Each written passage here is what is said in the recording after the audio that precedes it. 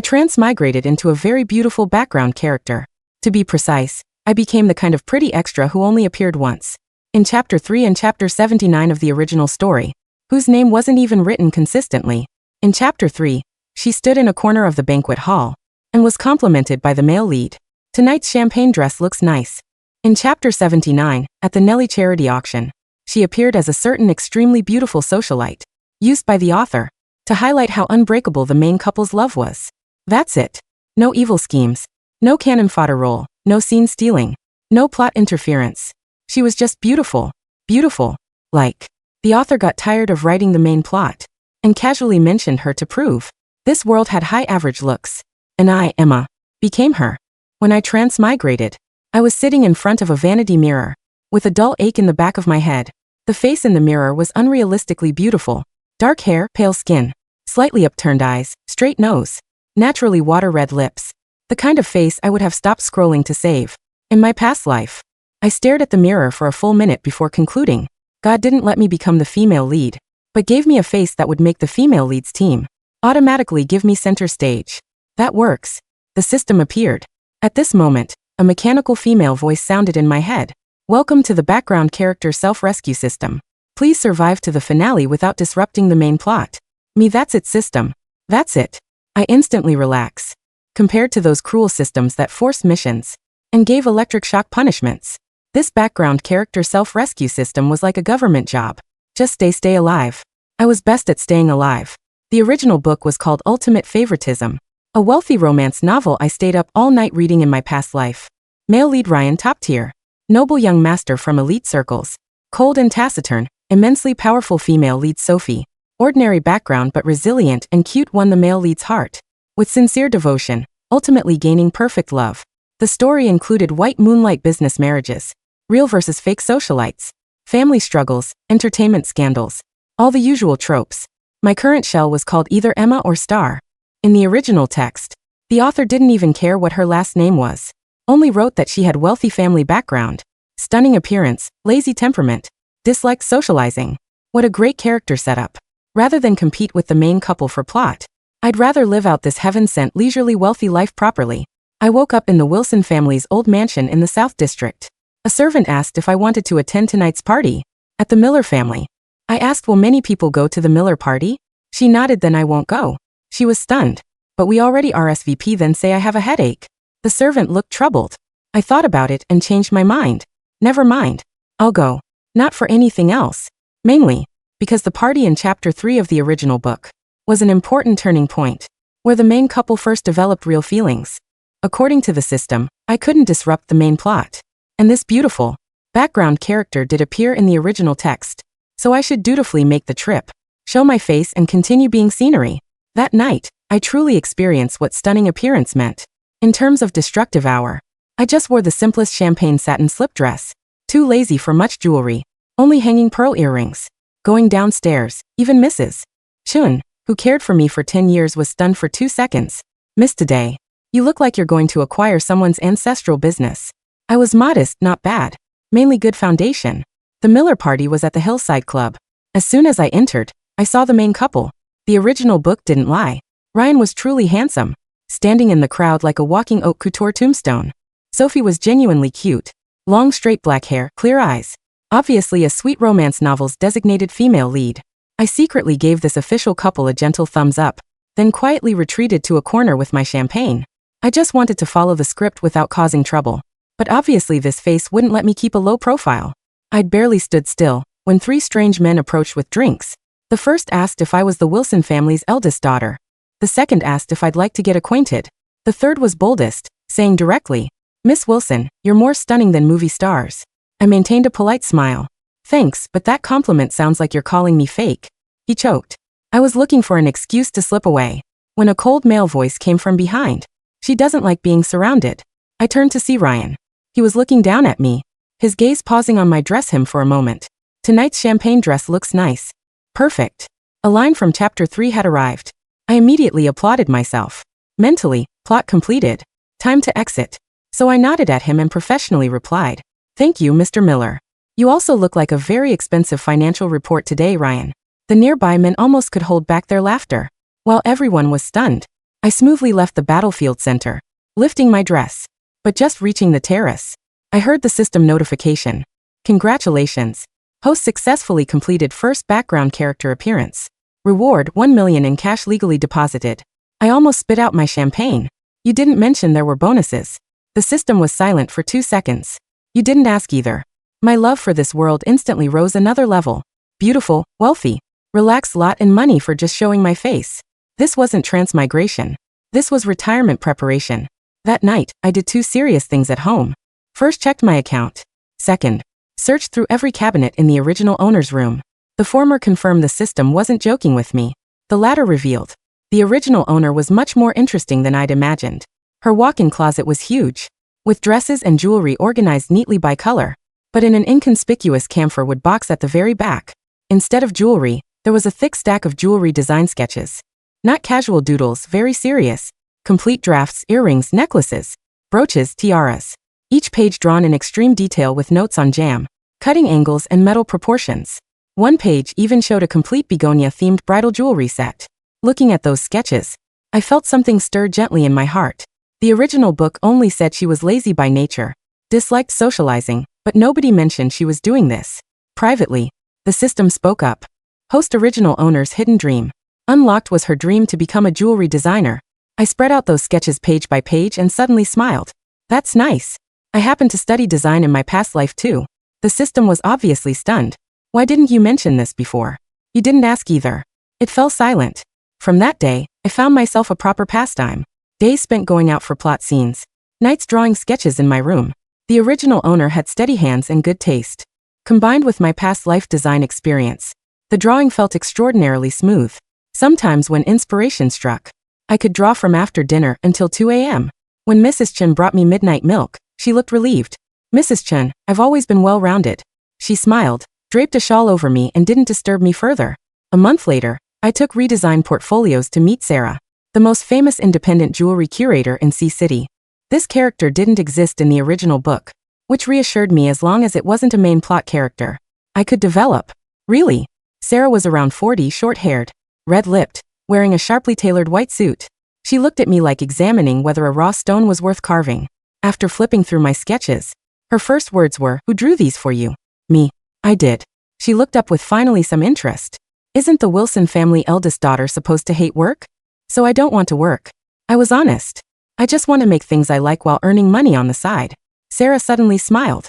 "At least you're not hypocritical." She didn't agree to collaborate immediately, only said I could study at her studio for 3 months. If I could handle it, we'd discuss the future. I agreed immediately. From that day, I began living a very split life. Days as the beautiful Wilson family eldest daughter, attending lunches, charity events, family dinners, wearing haute couture, smiling expensively.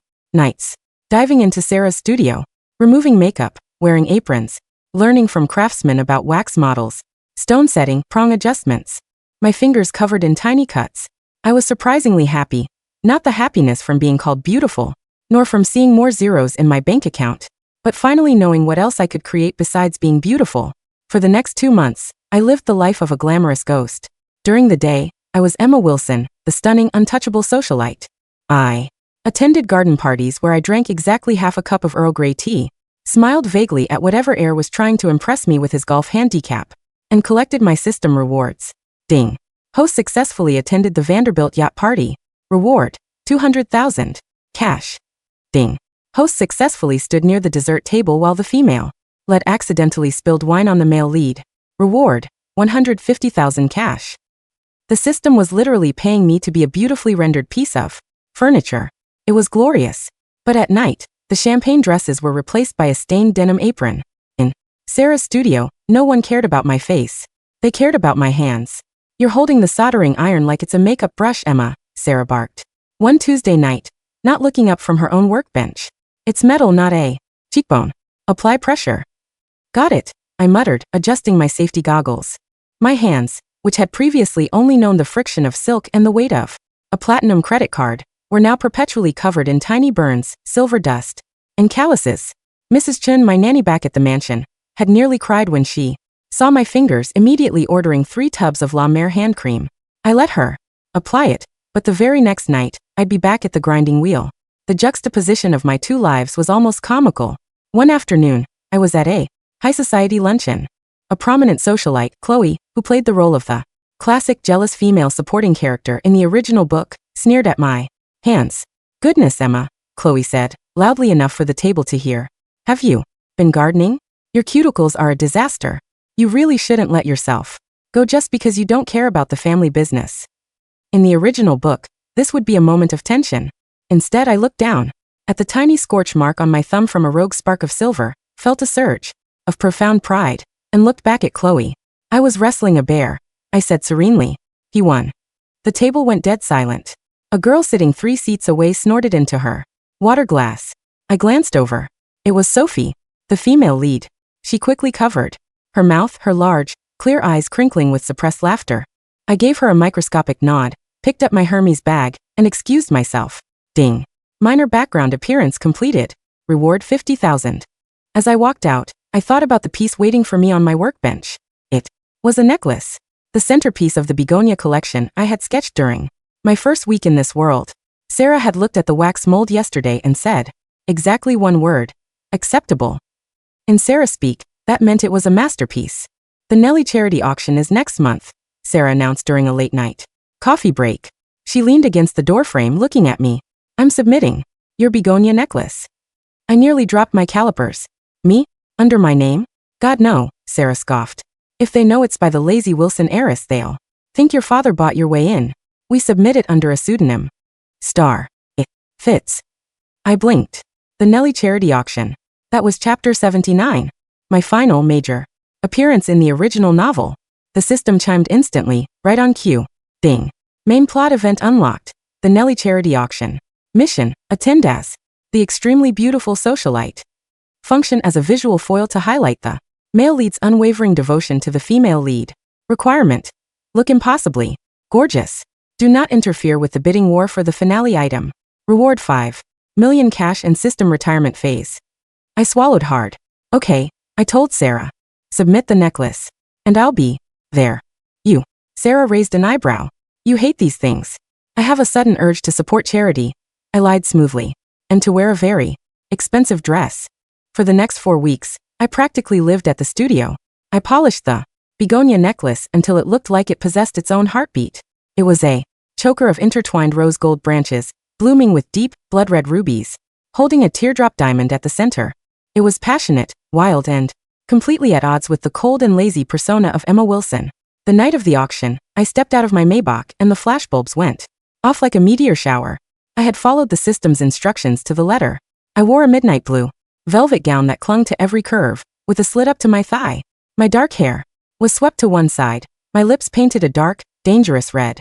When I entered the grand ballroom, the ambient noise visibly dialed down. Heads turned. Whispers started. "Who is that?" "The Wilson girl. I heard she barely leaves the house." "God, she's beautiful." I gracefully ignored them all, found my designated seat at a corner table, and ordered a gin and tonic. Across the room, Ryan and Sophie were the center of attention. Ryan looked like a tailored iceberg, intimidating and flawless. Sophie wore a simple, elegant, white dress. They were holding hands. The plot was right on track. The auction began. Antique vases, abstract paintings, vintage cars. I sipped my drink, bored out of my mind, waiting for chapter 79's climax. Finally, the auctioneer tapped his podium. And now, our final piece of the evening. A stunning, original creation by an anonymous newcomer known only as Star. We present the blood begonia. The velvet curtain pulled back. A collective gasp echoed through the room. Under the spotlights, my necklace practically burned with light.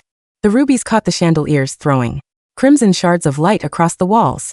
It was far more beautiful in this grand hall than it had ever been on my workbench. My heart did a strange, erratic flutter. I made that with my own 2 hands. "We start the bidding at 500,000, the auctioneer announced. 600, a voice yelled. 7, 1 million. The price skyrocketed. I sat frozen, my gin and tonic forgotten. I knew my work was good, but this was high society.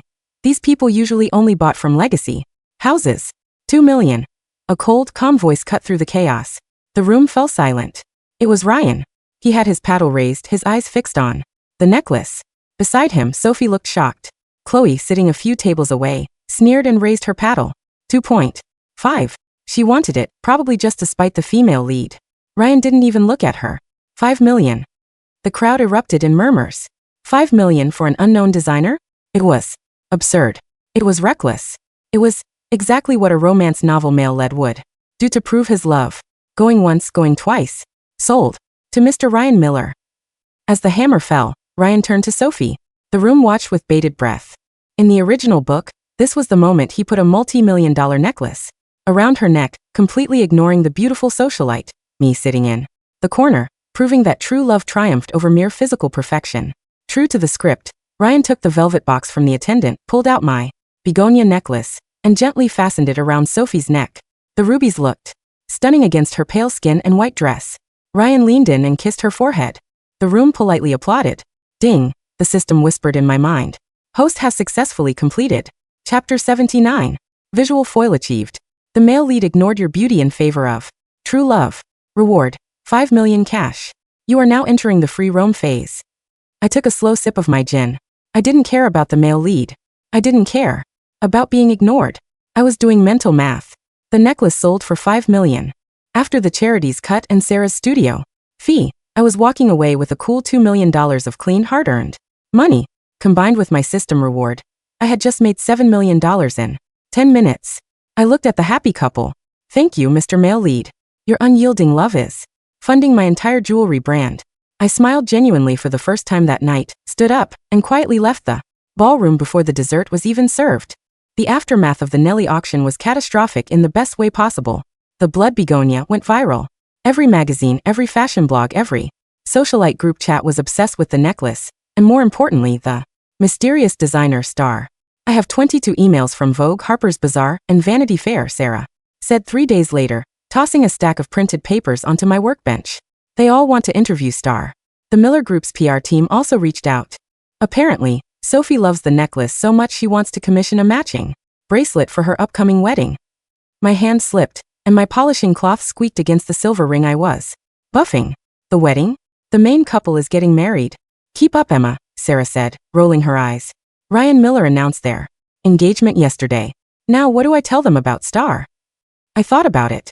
In the original novel, the period between chapter 79 and the finale was filled with corporate sabotage, kidnapping attempts by Chloe's family, and dramatic rescues. I wanted absolutely no part of it. Tell them Star is an eccentric hermit who lives in the mountains and only communicates via carrier pigeon, I said deadpan. I'll make the bracelet, but I am not meeting them. Too late, a voice said from the doorway. I froze. Standing in the entrance of Sarah's messy, dust-covered studio was Sophie. She was wearing a simple trench coat, looking around with wide, curious eyes. Behind her stood 2 very large, very serious bodyguards. Sarah sighed. They bought the building next door yesterday just to get parking access. I couldn't stop her. I frantically pulled down my safety goggles, hoping they covered half my face, and smeared a streak of black polishing compound across my cheek. Sophie stepped forward, her eyes landing on me. She tilted her head, studying my grease-stained apron, my messy bun, and the thick goggles. Then she smiled. It wasn't the timid smile from the novel. It was sharp and bright. You know, Miss Wilson, Sophie said gently. Chloe was right about one thing. You do have terrible calluses. I froze. Busted. I slowly pushed the goggles up to my forehead. How long have you known? Since the luncheon. Sophie laughed softly, walking over and tracing a finger over a wax mold on my desk. No one looks that proud of a burn mark unless they made it themselves. Plus, when Ryan put the begonia necklace on me, I looked over at you. Everyone else was looking at Ryan. You were looking at the clasp, checking to see if it sat flat against my collarbone. I sighed, grabbing a rag to wipe the grease off my face. Please tell me you aren't here to expose me. If my father finds out I'm doing manual labor, he'll have a stroke. Your secret is safe with me, Sophie said, her expression softening. I actually came here to thank you. The necklace, it's the most beautiful thing I've ever owned. Ryan bought it to make a statement, but I wear it because it makes me feel brave. I want you to design my wedding rings. I looked at the female lead. In the book, she was described as a pure white flower, surviving in a harsh world. But standing here, commissioning her own armor from another woman, I realized the author had done her a disservice. She was much cooler than the text implied. The wedding rings, I repeated, the designer in me instantly waking up. Do you have a theme? Strength, Sophie said simply. Ryan's family hates me. The board of directors thinks I'm a gold digger. Chloe is actively trying to ruin the wedding. I don't want delicate little diamonds. I want something that says I'm not going anywhere. I felt a feral grin spread across my face. I pulled out a fresh sheet of sketch paper and an HB pencil. Sit down, Sophie, I said, gesturing to the stool beside me. Let's build you a fortress. The next 3 months were a blur. The system remained blissfully silent, having classified me as free roaming. I spent my days doing the bare minimum as the Wilson heiress, mostly sleeping in until noon, and spent my nights working on the Miller wedding commission. I designed a wedding band for Sophie forged from twisted platinum and dark titanium studded with raw, uncut diamonds. It wasn't traditionally pretty, it was fierce, enduring, and indestructible. For Ryan, I designed a matching titanium band, sleek and cold on the outside, but engraved with a hidden, delicate begonia motif on the inner curve. The day of the wedding arrived. It was the grand finale of the original book. Bing. Final plot event unlocked. The Miller-Wilson-Astor Grand Gala and wedding mission. Survive until the vows are exchanged. Do not let the plot derail. Reward: absolute freedom. I attended the wedding as Emma Wilson, wearing a sleek silver slip dress, my hair pinned up flawlessly. The venue was a private island, dripping in white orchids and security personnel. The tension in the air was thick enough to cut with a jeweler's saw. According to my memory of the novel, the climax happened right before the vows. Chloe, desperate and unhinged, would try to frame Sophie for stealing the Miller family's most sacred heirloom, the Empress Tear sapphire, claiming Sophie sold it to pay off her father's gambling debts. I took my seat in the third row, sipping champagne, ready to watch the drama unfold like a live-action movie. Right on cue, as the orchestra tuned up, a commotion broke out near the altar. Chloe marched down the aisle, holding a velvet box, followed by Ryan's furious-looking grandmother, the matriarch of the Miller family. Stop the wedding! Chloe shouted, her voice echoing over the crashing waves. She pointed a manicured finger at Sophie, who stood at the altar next to Ryan. She's a thief. The Empress tear she's wearing right now is a fake. She sold the real one to the black market. Gasps rippled through the billionaire crowd. Ryan stepped in front of Sophie, his eyes lethal. Watch your mouth, Chloe. I have proof. Chloe shrieked, opening the box in her hand to reveal a sapphire pendant. My family's appraiser found the real one in a pawn shop in Macau. The one on Sophie's neck is a glass replica. The matriarch looked at Sophie with utter disgust. Take it off. Let our appraiser examine it immediately. Sophie stood tall, but her hands were trembling. Ryan looked ready to commit murder. The plot was teetering on the edge of a cliff. In the book, Ryan used his absolute power to crush Chloe, revealing he had secretly moved the real sapphire to a vault and given Sophie a decoy for safety. But as the Miller family appraiser, a sweaty, nervous man, stepped up with his loop, I squinted. Wait a minute. From the third row, my trained eyes locked onto the sapphire in Chloe's box. Even from 20 feet away, the way the sunlight hit the facets was wrong. It was too perfect. Natural sapphires from that era had silk inclusions. That stone was a flawless, lab-grown synthetic. I tried to stay seated. I really did. Do not disrupt the plot, the system had said. But my soul, the soul of a jeweler who had spent hundreds of hours staring at gems until my eyes bled, could not tolerate this insult to my profession. Before I could stop myself, I stood up. Oh, for heaven's sake, my voice rang out, cool and exasperated, slicing through the dramatic tension. Every head in the venue snapped toward me. I picked up my champagne glass and casually strolled down the aisle. I could feel the system having a panic attack in my brain. Warning. Host is deviating from background character status. Warning. I ignored it. I walked right up to Chloe, snatched the velvet box out of her hand, and held the real sapphire up to the sun. Chloe, I said, my tone laced with pity. If you're going to frame someone, at least don't buy your props from a mall. Excuse me. Chloe sputtered. That is the Empress tear.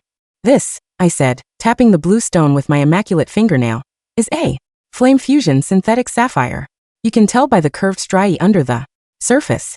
It was probably grown in a lab in Switzerland about 3 weeks ago. Furthermore, the platinum setting is cast, not hand-forged, which is embarrassing considering the Empress tear was supposedly made in 1890. The crowd was dead silent. The Miller appraiser, sweating bullets, peered closely at the stone in my hand, then went pale. She is correct, madam. It's a synthetic. The matriarch whipped around to glare at Chloe, who was now trembling visibly. You tried to ruin my grandson's wedding with a piece of colored glass? Aye, Chloe stammered, backing away. Security moved in instantly, escorting a sobbing Chloe out of the venue. The grand climax of the novel was resolved in under 3 minutes by a jewelry nerd. I sighed, handing the fake necklace to a butler. I turned to walk back to my seat, but Ryan spoke. Miss Wilson, Ryan's cold voice stopped me. How does a socialite who supposedly hates work know so much about gemology? The crowd held its breath. I looked at Ryan. Then I looked at Sophie. Sophie, wearing the titanium and raw diamond ring I had forged for her, gave me a tiny, imperceptible wink. I looked back at the male lead and offered my most devastating, flawless, perfectly practiced NPC smile.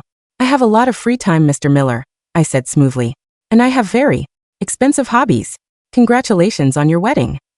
I walked back to my seat, sat down, and finished my champagne. In my mind, a long silence stretched out. Then a soft, almost defeated sigh echoed in my brain. Ding. Major plot crisis averted. The wedding proceeds. Host has survived to the finale. System unbinding protocol initiated. 8. I closed my eyes, listening to the gentle ocean breeze and the orchestra, striking up the wedding march. For you.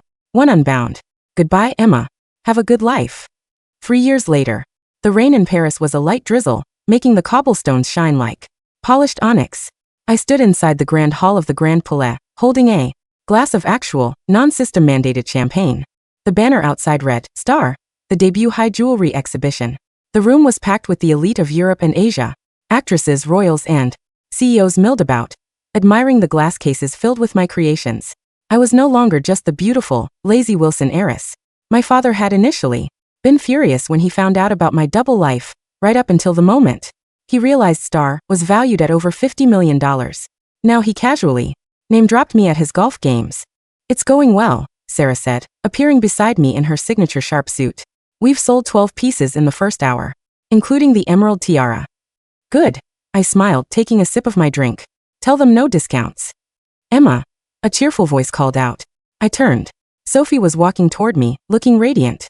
She was pregnant, her hand resting on her stomach, and on her finger, the titanium and raw diamond ring still gleamed proudly. Behind her, Ryan carried her coat, looking just as cold as ever to the rest of the world, but his eyes were soft when they landed on his wife. Sophie, I greeted, leaning in for an air kiss. You made it. I wouldn't miss it, she smiled. Ryan tried to buy the whole exhibition, but I told him that was tacky. Very tacky, Ryan, I agreed, giving the intimidating billionaire a scolding look. Ryan merely grunted, checking his luxury watch. The craftsmanship is acceptable. That's all. Coming from the male lead of ultimate favoritism, that was practically a sonnet. They moved on to look at the new collections. I stood back, watching the room. I caught my reflection in the glass of a display case. The face was still unrealistically beautiful, dark hair, pale skin, slightly upturned eyes. But it was no longer the face of a background character waiting for a script to tell her when to smile. There were faint, permanent silver scars on my fingers. My posture wasn't languid anymore. It was grounded, strong. God hadn't let me become the female lead of a romance novel. He had given me a perfectly tailored supporting role in someone else's story. But as I looked at the glittering room, the dazzling jewels born from my own imagination, and the empire I had built with my scarred hands, I realized something. I didn't need the female lead script. I had built my own stage. And I was the only star.